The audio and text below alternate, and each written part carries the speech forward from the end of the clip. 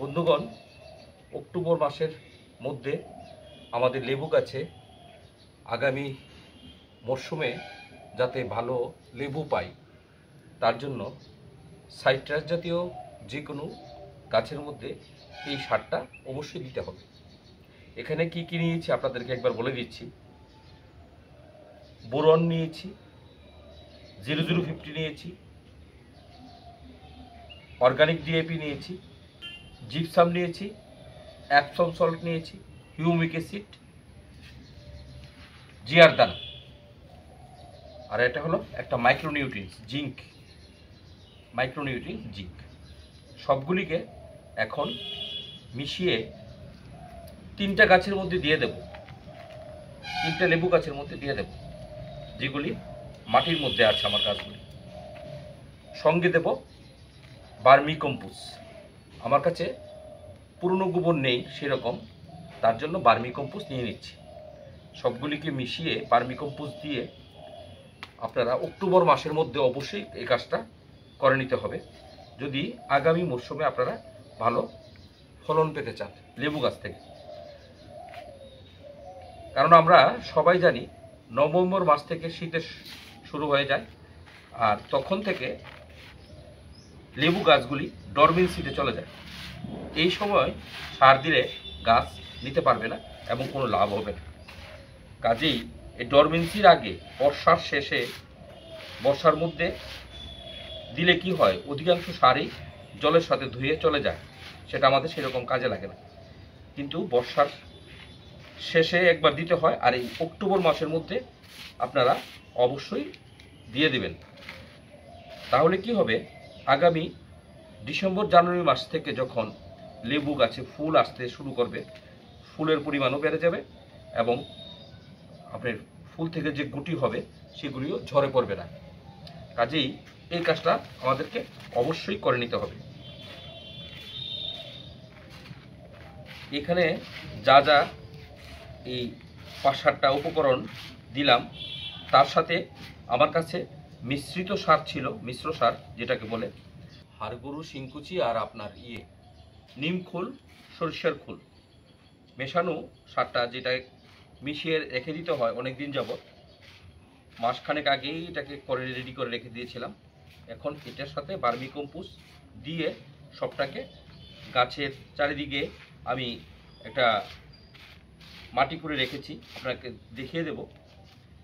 সারটা দিয়ে আপনারা 2-3 দিন গাছের মধ্যে অবশ্যই একটু জল দিয়ে দিবেন, খুব বেশি পরিমাণে না, মোটামুটি গাছটার নিচটা, শিকড়টা যেন ভিজা থাকে, 2-3 দিন দিলেই হবে। আর এই সময়টা বর্ষার পরে আমাদেরকে শুধু লক্ষ্য রাখতে হবে, এখন লেবু গাছে যে নতুন নতুন কচি কচি পাতা বেরোচ্ছে, সেগুলি কুয়াশার জলে কিছুটা ফাঙ্গাস আসতে পারে এবং কিছু মিলিবাগ, তারপর আপনার সাদা মাকড়, এগুলি আমাদের গাছের কচি কচি পাতাগুলিকে খেয়ে ফেলে। সেইগুলি থেকে বাঁচানোর জন্য আমাদেরকে অন্তপক্ষে মাসে 2বার যে কোনো কন্ট্রাক্ট ফাঙ্গিসাইড, সেটা সাফ হতে পারে, ব্লাইটক্স হতে পারে, রেডবি গোল্ড হতে পারে, সেই রকম ফাঙ্গিসাইডের সাথে কোনো পেস্টিসাইড দিয়ে আপনারা গাছে স্প্রে করে দেবেন সকালবেলা সূর্য ওঠার আগে অথবা সূর্যাস্তের কিছু আগে। এটা হলো হাড়গরু, শিংকুচি, সরিষার খোল, নিম খোল সব মেশানো যে মিশ্র সারটা ছিল, আমি যেটাকে অনেকদিন আগে রেডি করে রেখেছিলাম, সেই সারটা এখানে দিয়ে দিচ্ছি। তার সাথে এই বস্তার মধ্যে আমার বার্মি কম্পোস্ট আছে, সেটা মিশিয়ে দিয়ে দেব। আর নিয়ম করে এটার মধ্যে 2 গ্রাম চুন দিতে হয়। আমি চুনটা এটার সাথে মিশাচ্ছি না, আমি চুনটা আলাদা পাত্রে জলের মধ্যে ভিজিয়ে রেখেছি, সেটা কিছুদিন পরে গাছের গুঁড়িতে দিয়ে দেব।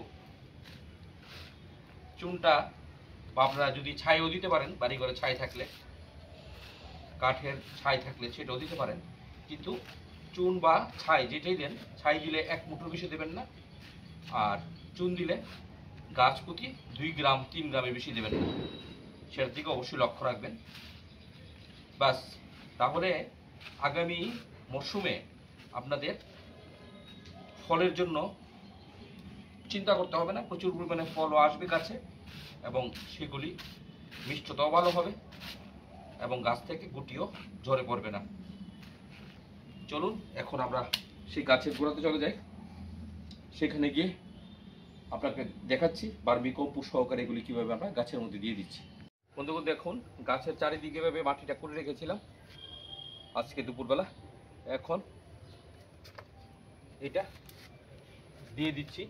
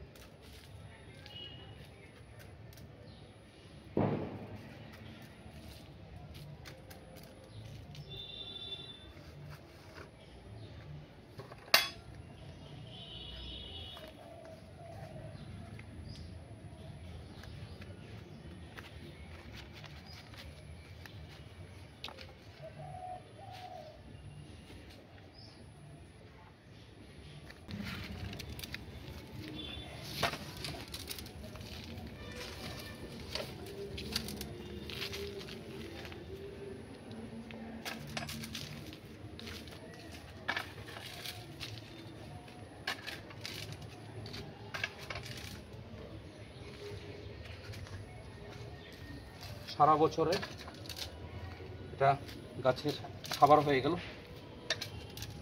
বর্ষার সময় একবার দিয়েছি, বর্ষার শুরুতে, এখন ডরমেসি পিরিয়ড যাওয়ার আগ মুহূর্তে আরেকবার দিতে হয়, তাহলে গাছে ফুল ফল করা সব টিকে যাবে এবং সিজনে প্রচুর ফল আসবে।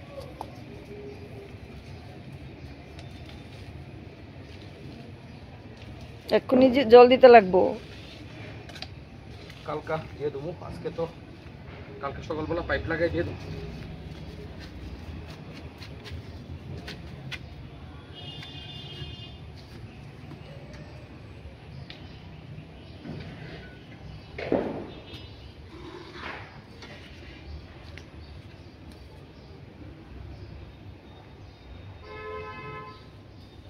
এখন মাটি দিয়ে ভর্তি করে দেবো আবার ড্রেনটাকে।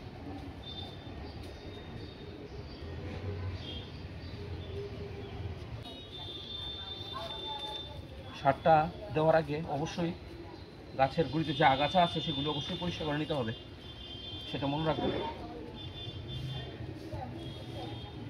বন্ধুগণ, আমরা যদি আগাছাগুলি পরিষ্কার না করি তাহলে আমরা যে সারটা দিলাম সেটা অধিকাংশ আগাছাগুলি খেয়ে ফেলবে।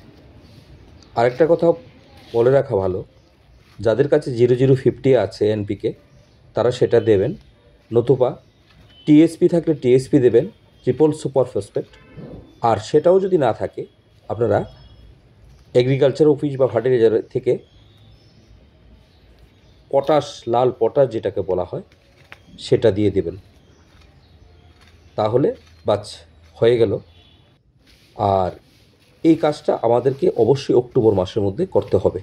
যত সাইট্রাস আছে সব লেবু গাছের জন্য এই কাজটা করতে হবে, তাহলে ফলের মরশুমে ফল প্রচুর পরিমাণে আসবে এবং টিকবেও ভালো। আর সাথে আমাদেরকে ফাঙ্গিসাইড আর পেস্টিসাইড মাসে 2 বার স্প্রে করতে হবে। সম্পূর্ণ ভিডিওটা দেখার জন্য ধন্যবাদ বন্ধুগণ।